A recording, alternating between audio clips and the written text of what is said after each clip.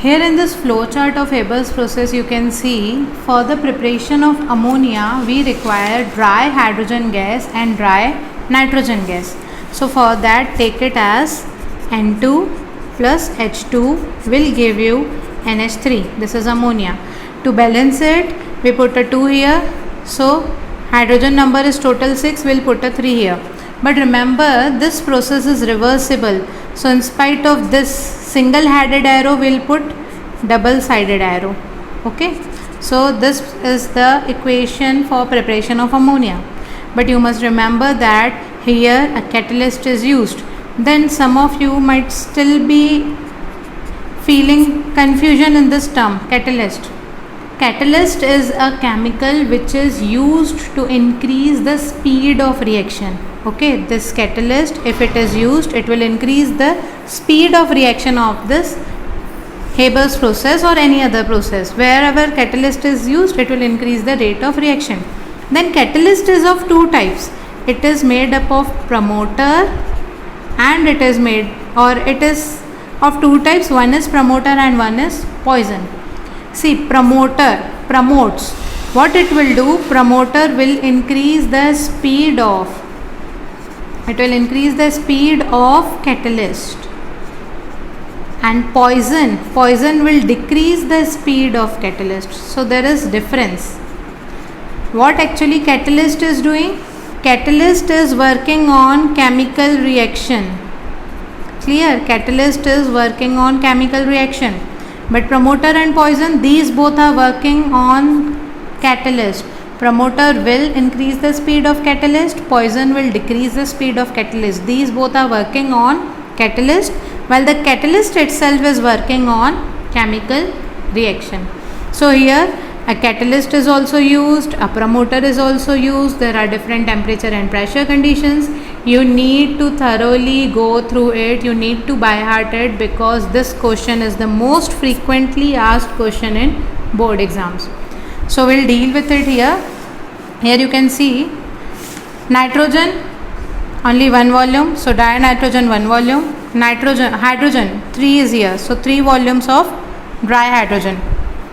There are 2 tubes through which they are entering, then they are coming in the compression pump.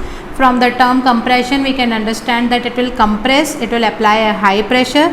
So here you can understand this more than 200 atmospheric pressure is the pressure applied.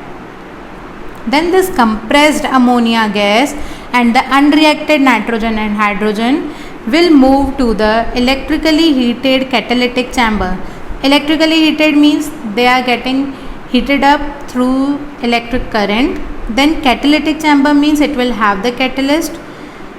Next, here in this electrically heated catalytic chamber, you will be asked what is the catalyst used. So the catalyst used is this iron, Fe. Okay. Then here also a promoter is used. So what is the promoter here? It is molybdenum. So these are the questions asked. What is the catalyst used in Haber's process? What is the promoter used? Catalyst is iron and promoter is molybdenum. Then this will move to the condenser with cooling pipes. You must understand that here a temperature of 400 to 450 degrees Celsius is being applied.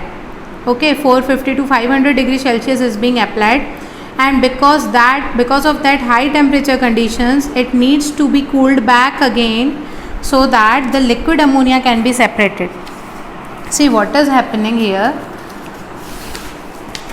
Ammonia is formed. N2 plus 3H2 gives 2NH3. Clear? So here when it will move to the compressor, okay, under high pressure, ammonia will be formed and some of these will be unreacted also. Some molecules will react and some molecules will be unreacted. So the product and the unreacted nitrogen and hydrogen will move to this condenser pipes. Through the compression pump it will move to the catalytic chamber, and then from the catalytic chamber it will move to the condenser pipes. Here the temperature of this will be reduced, and when any gas is passed from high temperature to a low temperature suddenly, then it will start to liquefy. So what basically here you can collect liquid ammonia. So this was actually the method.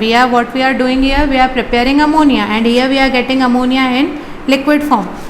So the product ammonia will get, but the unreacted nitrogen and